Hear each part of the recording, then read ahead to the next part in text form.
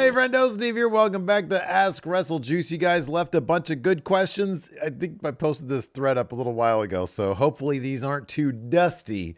Let's start off with Christian Botter, 3125, who says, what would you change in one either major AEW or WWE storyline? Well, why choose one when we can do both? I sat here and I thought about this for a couple of minutes before I hit the on button with the camera here. And so I'm going to tackle both major WWE storylines. I'm going to do this fairly briefly because they're relatively, one is small, one is big. The small one is the Bloodline storyline. So I don't know exactly why they handled it the way they handled it, with Roman coming back at SummerSlam, not talking, getting beat up, and then going away for a long time. I suspect, because we had speculated this over at the Going In Raw channel, I suspect it had more to do with Jimmy being injured and not being cleared. They wanted to do a Roman moment at SummerSlam, and we're just like, look, let's do the Roman moment, and we can write him off, and then he can come back. And so I probably would have approached that differently. I'm not sure how. I definitely would have had Roman Reigns talk. Maybe it would have been a little bit more, I don't know, give us a little bit of insight into where his head's at since the WrestleMania loss to Cody. I think that would have been a good way to go about it, if they had to push until Jimmy was able to come back, because Jimmy's kind of a vital part of this whole storyline, as we've seen. The other thing I would have changed about the Bloodline story that I feel like they should have done, and there's no reason why they didn't, although I'm sure creatively they had their reasons, and that is, and I've talked about this before, I think here and at Going In Raw, I feel like the whole storyline, that whole chunk of time between Mania and like SummerSlam, and even more recent than that, when people were like, you know what, the new Bloodline's kind of boring. They're not doing it for me. Solo should be, putting the fries in the bag or whatever derogatory metaphor that a lot of people, including myself, have used about Solo Sikoa. I feel like the Solo Sikoa we get now, who's a lot more lively, a lot funnier, a lot more interesting, not just boring and whispering on the mic. I feel like that Solo Sikoa we could have had the entire time. And I feel like the audience would have had more stakes in this entire thing. Not that they don't now, because I still think it's really good.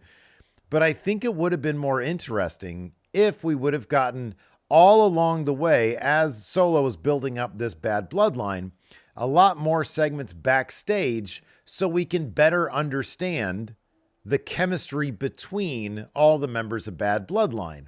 Similar to how we got those same types of segments back in the day with the OG Bloodline that really helped to develop the dynamic between the characters involved. And I think it would have been so much more interesting, and we would have been a lot more invested in the Bad Bloodline. And I don't think that's a bad thing. I think maybe the reason why they didn't do that kind of stuff is because they didn't want them becoming popular with the crowd. If we saw some interplay between Solo and Tongaloa and Tama Tonga and Jacob Fatu when he showed up, maybe the idea is, oh, well, they're going to get over as personalities because their chemistry is going to develop and people will naturally gravitate them the way they did to the original Bloodline. So I can understand why they might not have wanted to humanize the Bad Bloodline all that much. I mean, Tama Tonga literally goes around making sounds instead of like talking. That being said, I think it would have been more compelling if the Bad Bloodline was a group that people were like, hey, you know what? I've been on their journey with them. I understand the dynamic. I'm actually invested in them. And then you've got the OG Bloodline. I think the more you get your audience invested in who these characters are, the better off you're going to be. Otherwise, Tama Tonga and Tongaloa, we have to fill in the gaps. They come off as kind of NPCs. I would rather know all these characters. Kind of reminds me of, this is such a nerdy reference, but Star Trek Deep Space Nine. My favorite Star Trek series of all time. The reason why is because that show, by the end, had at least like 20 cast members, all of whom their characters had incredibly deep, complex backstories that they were able to explore all along the way. And I feel like no matter what you wanted to see happen, whether you wanted to see, obviously in the end, the Federation triumphant over the Dominion, understanding the Dominion and those characters more added to the drama and the tension. And I feel like if we understood the Bad Bloodline more, if we got more of that Solo Sikoa in these backstage segments to understand, does he have an iron grasp on this new bloodline? Does he have a tentative grasp? Is it not that firm?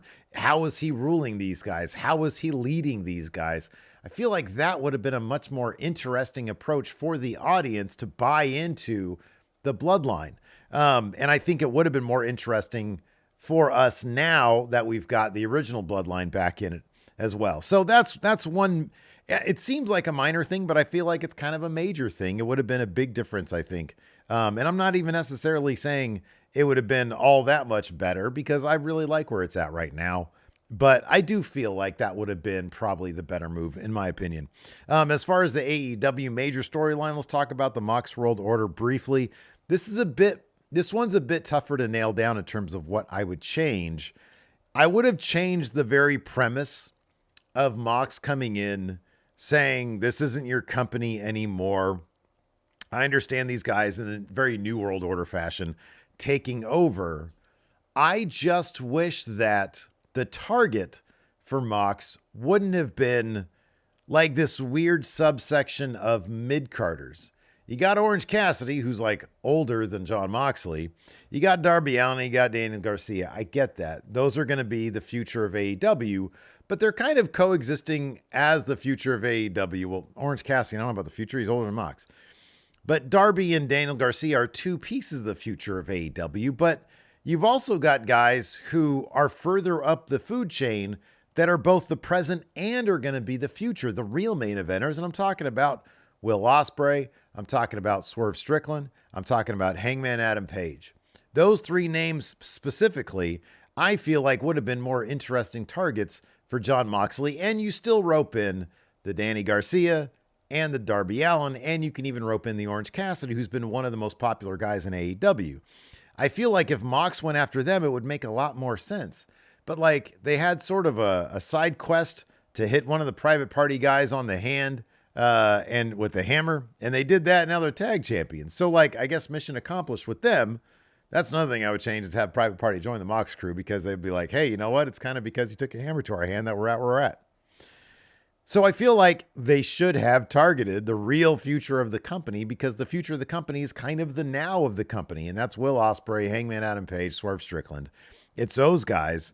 And I think it would have been much more interesting to see Mox against Hangman, Mox against Swerve, Mox against Will Ospreay. And it would give people much more of a, whoa, Mox has always been the ace of the company, but Ospreay's kind of becoming the new ace of the company. Swerve is becoming the new ace of the company. And in a funny way, Hangman has always been kind of the main character of AEW. So I think it would have been much more interesting had Mox actually targeted people that are going to be the future of the company. On top of that, I'd give Mox World Order a real name and a logo and t-shirts, because that was like the coolest thing about the NWO is not just that they came in and they were supposed to be those dudes from WWF, but they had really cool logos and they filmed their promos in black and white. That was cool too. I just feel like the Mox World Order needs a little dose of something cool to it, because the NWO had that. Like you had that old leathery, crusty Hulk Hogan in there, but somehow he was made cool because he was hanging out with Hall and Nash, two guys who were legitimately cool. And they had like, logos and t-shirts, and they were really neat too. And they would film those little black and white vignettes. It needs a dash of cool, I guess. That's what I would change. For both those things, that's what I would change. This video is brought to you by mfshophere.com, otherwise known as the place I'm selling the graphic novels I used to make before I made it on YouTube. That's right, before I became a pro wrestling YouTuber and podcaster, I failed at becoming a comic book artist. And here's the proof of that, now on sale at mfshophere.com. Jakey Boy 9995 says, would you rather be stink-faced by Rikishi right up in there, or be covered in regurgitated worms via the boogeyman? This is really two bad options.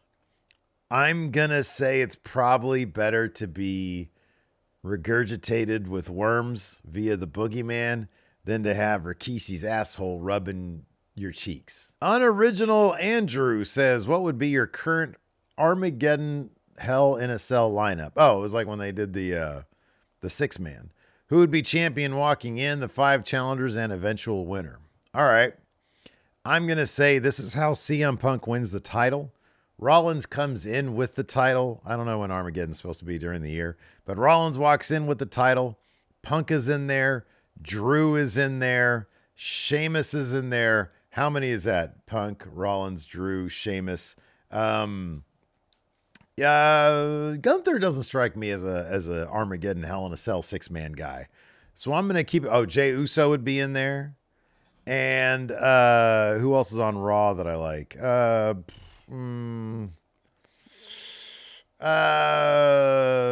on SmackDown.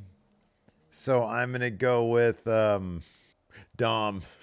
I'll go with Dom Mysterio. Canaldo Bruno says, is Shawn Michaels the best booker of the female division ever? In WWE, yeah, I think so. Look, man, we had 40 years of Vince McMahon? And then now we got Triple H and Shawn Michaels. That's kind of been it. So yeah, in terms of WWE, yes. In terms of all time, I don't know, probably somebody in Stardom. I guess, I don't know. There's a lot of cool women's promotions out there that I can't really speak on. Scott D'Amore did a really good job with the TNA women's division, though. Or Jeff Jarrett. Jeff Jarrett, really is the guy who kind of put women's wrestling on the map here in North America, on the cable television. I know that, there was Trish and there was Lita, but Vince McMahon really only flirted with the idea of having really strong quality women's wrestling on a week-to-week basis, year to year, decade to decade. He flirted with it a little bit, but then went back to his old ways in the Ruthless Aggression era. So yeah, Shawn Michaels or Scott D'Amore. Maybe Scott D'Amore. He did a really good job. Jeff Jarrett. Maybe Jeff Jarrett. It's Kenny Johnson says, if you had to pick a non-world title for your belt collection, which tag title would you choose and why? Okay, if it's a non-world title belt for my collection, it would not be a tag title. So I'm going to say no to any tag title. Larson and I just recently did a podcast of the 10 weirdest pro wrestling championships ever.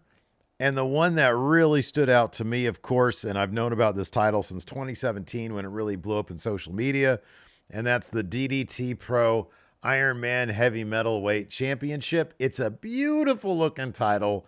That's the one that I would go with. If I had to pick a replica for my title collection, I think that'd be a really cool one. But right now I'm sitting pretty with what I got because I don't know if I've got a lot of space left in terms of this current setup right here. So, I think I'm good right now. Honestly, the next title I want to get is going to be a custom WrestleJuice title. That's a long process because number one, I got to start saving my money for that one because I think creating a title from scratch is going to cost a lot of cheddar. Strange Will 97 says, if there was a pro wrestling federation of all the superheroes out there in media, who would be the Multiversal Champion? Boy, I don't know. Who would be the Multiverse? You know what I'd like to see? Thanos! I'd like Thanos to be the Multiversal Champion. Ooh, I like this question from Deep Voice Dude because it relies on my old man memory from the 90s. Or 2001, rather. When did you personally realize WCW had no chance of ever winning the Monday Night War? Well, Deep Voice Dude, I never really thought about it. I knew what I liked. I knew that once Vince Russo showed up, I gave it a chance, WCW, because I was like, oh, this is kind of interesting. The guy who was known at that time to be behind a lot of the better creative of the Attitude Era is coming to WCW. I always wanted to give WCW a chance because that was the first thing that I really liked in wrestling was the NWO. So Vince Russo shows up and it's just crap. It's just crap. It was bad. It was really bad. And so when that happened, I was like, this is probably not going to work. I never in a million years thought WWF was going to buy WCW. At the time, nobody in my wrestling fandom sphere, and at no point was I reading the Wrestling Observer message boards or getting the newsletter We were reading a bunch of dirt sheet websites that were, I think, pretty bad, like scoops.net. Do you guys remember scoops.net? Boy, oh boy, they were bad. In any event, I don't remember any rumors of WCW being in danger of being off the air. I just took it for granted that it would be there. I never thought that it would be canceled. And then all of a sudden one day, Vince McMahon is on. I remember the news broke to me because we didn't have the East Coast feed of Monday Night Raw, but WWF.com would post spoilers. They would post like an image of whatever the major event was on WWF.com. So we'd come home from college, probably 2001, probably already graduated. I think it was at Living with Jeff at the time. And we walked in my room and we fire up the computer. And like Vince McMahon had purchased WCW and Shane McMahon was there. And I was like, that came out of nowhere. I know that on their website, it was announced like on the Thursday preceding, but I didn't go digging around WWF's corporate website for like actual news. And like none of the dirt sheets maybe I just took a couple days away from the dirt sheets, like the worst time to take away from dirt sheets. And so, yeah, we saw Vince there with, I got WCW now. And, but I never, ever in a million years thought, oh, they're going to go away. You just sort of figure they would keep on doing what they're doing. And honestly, even sort of the idea of ratings, we knew about it, but we didn't really give a shit. It was just like WWF is better. WCW's around in case we want to watch it, but we didn't give a shit about, like, we knew about the ratings, but we didn't care about them. It's exactly the way I feel about them today. It's like, oh, that's interesting. Or, oh, that's a curiosity. Oh, wow, they did a bit better on the ratings this week. Cool. Like, it was just an interesting metric to determine popularity of a thing. John O. Davies has a good one. Says, what do you find the most annoying? The diving hot tag or the last second leap into the ring to beat the 10 count? They're both really bad, John. I'm going to say the one I find most annoying is the diving hot tag because they generally always do go from like 0 to 60. Like somebody's like crawling on the ground, like they can't use their legs all of a sudden. And then all of a sudden they just spring up and do the hot tag. I hate that so much. The leaping into the ring to beat the 10 count is almost as bad, and I don't like it. I'm not a fan of it. But I feel like more people pull that off a bit better than do the hot tag. Going back to talking about my belt collection, HC Drools says, why don't you have the Smoking Skull belt replica?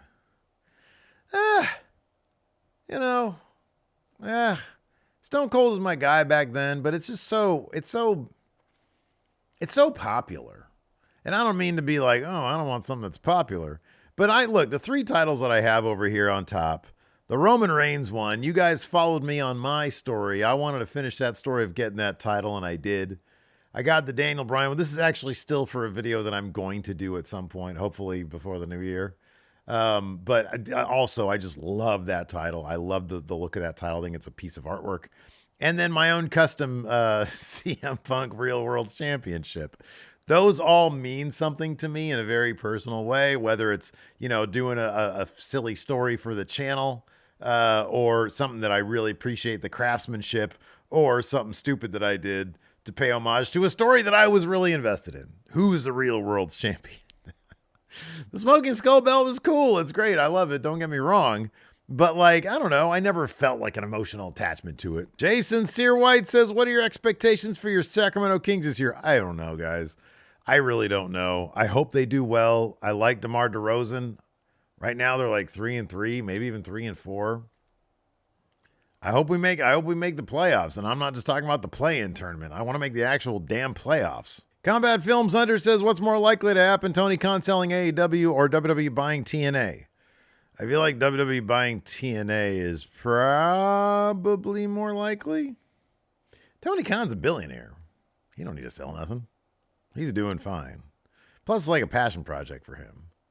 I don't know that he wouldn't get... Here's the thing. Tony Khan, I know that Forbes said it was valued at $2 billion or whatever. It ain't worth that because I don't think anybody would pay that for it. I really don't. Because here's the thing. It's so easy to start a pro wrestling company. You don't need $2 billion to do it. AEW's name value is about 5 years old. That's not very long. So I feel like you could spend a lot less money creating something brand new than buying something else that's only been around for 5 years. So I don't think he's ever going to sell AEW. WWE buying TNA wouldn't surprise me. That wouldn't surprise me.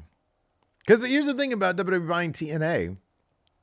They could actually probably immediately, like, if WWE bought TNA, let's say they bought it. We'll end on this one. Skylar King says, would you rather take the Riptide or Glam Slam from their respective wrestlers? So the Glam Slam is the Jaded. So are we talking about Jade Cargill or are we talking about Beth Phoenix? Riptide, Rhea Ripley, you sort of have your hand down here and then she brings you up and slams you down. Or the Glam Slam where you're up here and you go, I feel like the Glam Slam because you can protect yourself with your arms right here. That I don't think is that big of a deal. Riptide still probably wouldn't be terrible, but I'd be slammed on my back. That'd probably be bad. I'd get concussed from that because I'm not very coordinated. Anyways, that's going to do it for Ask WrestleJuice. Thanks, everybody, for your questions. I appreciate it. Till next time, we'll see you guys around.